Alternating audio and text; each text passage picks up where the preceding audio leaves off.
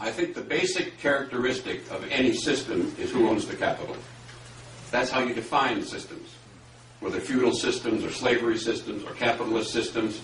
The name of the game is who controls the capital, and in this system it is controlled by corporations and by the top 1%. And again, in sharpening that division, the 1% and the 99%, 99% meaning those who don't own the property, technical term for that used to be the proletariat. That's what 99% was. But 1% owns roughly 50% of the investment capital. It's a medieval number. I mean, you have to kind of pause.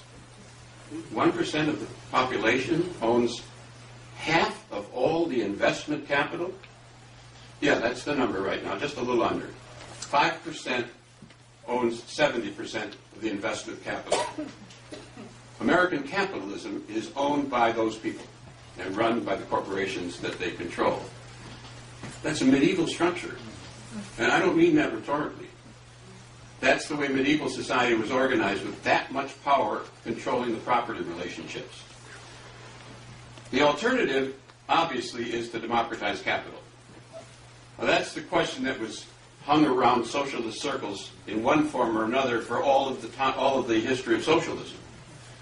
And the problem that was never quite confronted, except by some various small fragments of libertarian and communitarian socialists and anarcho-socialists, the tradition that Chomsky comes out of, and the tradition which I come out of in a different way.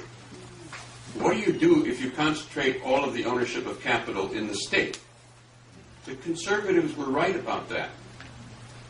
To concentrate the ownership of capital entirely in the state is to put a hell of a lot of power in the hands of whoever controls the state. And if you don't want it centralized in the state, where are you going to put it? Nasty question if you actually confront it.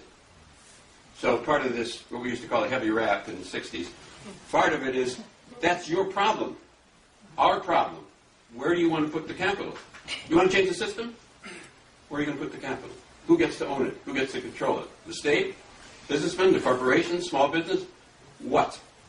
So one of the things we've been really trying to do is track the alternatives in the real world as well as theoretically. So I want to give you just some information on this and then tell you about a couple experiments, and then we'll go back to theory and then back to politics a little bit. If you look at what's happening just beneath the surface, which the press does not cover and doesn't have the resources to cover and doesn't have the interest to cover, what you will find, and here's one website that'll give you this information, www.community-wealth.org. Put the dash in, because we survey this material. It's just, we go across the board, so if you don't pick up some of this, it's up on that website. 130 million Americans, 40% of the society, currently are members of cooperatives or credit unions. 130 million Americans currently are members of cooperatives or credit unions. People don't know that. It's an astounding fact. It's not a politicized fact. It's ordinary as grass. It's common. But there it is. There are 13 million men and women are involved in one form or another of worker-owned companies. 6 million more than are members of unions in the private sector. Most of these are ESOPs. Don't even know ESOPs. And most ESOPs have a lot of problems. We can talk about it. But what they do is change the ownership of wealth. That's 6 million more people than are members of unions. And what is really interesting, and again, the press doesn't cover it, if you look closely what's happening in the ESOP movement, there is a democratization process going on and a unionization process going on within that system. Very interesting developments that are hardly touched by, and most often dismissed because the ESOP has so many problems. We can go back to the problems. But there's a process underway in many of them that is slowly looking into whether that institution can be changed. There are about 4,500 neighborhood corporations. There are a couple thousand social enterprises which use profits from some form of socially owned business for some social purpose rather than for profit making. In Cleveland, my partner Ted Howard and I have been trying to do this for a long time. Ted's stepdaughter is here. part of the Occupy movement, Rachel Greenspan and Peter here. We've been trying to do this, and Ted has really spearheaded this, but let me tell you about what is possible in Cleveland, Ohio. In large part because of stalemate, stagnation, and decay. Let me underline this. Because there are no other answers. Because the system doesn't reform, and it doesn't collapse, and the pain deepens, people are open to different alternatives that offer any hope. That's what the lesson of some of this, and it's a critical lesson if correct. In Cleveland, at this moment, there are several linked worker-owned companies, not ESOPs, worker cooperatives, linked together by a community nonprofit corporation at the level of in neighborhoods where the average income is $18,000, and they're pointed at the procurement power of nonprofit institutions that cannot leave the neighborhood. Hospitals and universities that can't, so-called anchor institutions, with a lot of public money in them, by the way, open to public challenge if at some point there's a politics.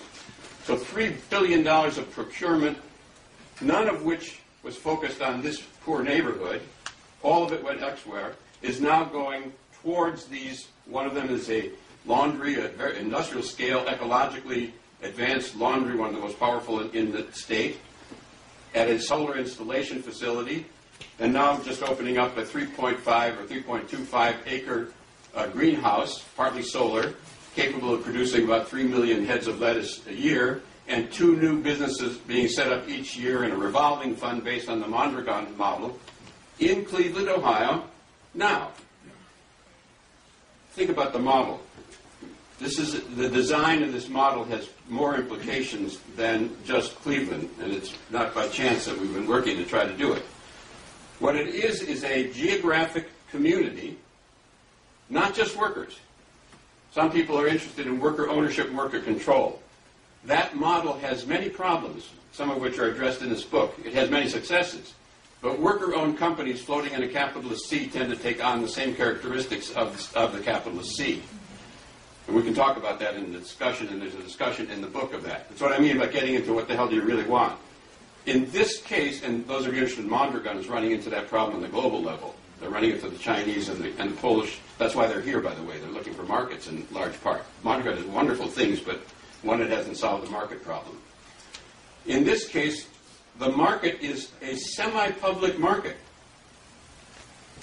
Non-profit organizations with a lot of public money purchasing from worker-owned companies that are linked for a geographic community purpose with a revolving fund pouring money back in so you can keep starting new firms linked for a community purpose that can't be sold out and that can't be leaving the community.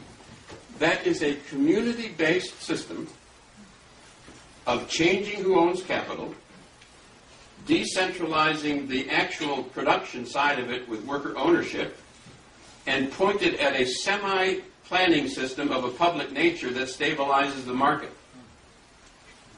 Those of you who are economists will know what I'm talking about. It's a very interesting design that has the possibility and goal both of beginning at the bottom in communities and also involving worker ownership, and also beginning to get at ecological issues.